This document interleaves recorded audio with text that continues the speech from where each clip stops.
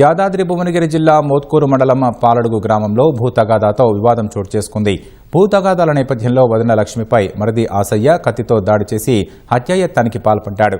లక్ష్మి భర్త నరసింహ ఇటీవల మృతి చెందడంతో మరిది ఆసయ్యతో ఆస్తి విషయమై తగాదాలు కొనసాగుతున్నాయి. దీంతో ఆమెను హతమార్చాలని కుట్ర పన్నాడు. పొలం వద్ద పనిచేస్తున్న ఆమెపై మేనల్లుళ్ల సాయంతో విచక్షణారహితంగా దాడి చేశారు.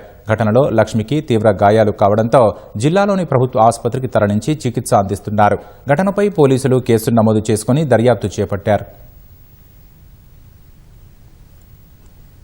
ఇవాళ ఊరు మీద వెళ్దామని పోయింది బైకాడికి ఊరే వెళ్తా తండ్రి బిడ్డ పోయేది రోజు.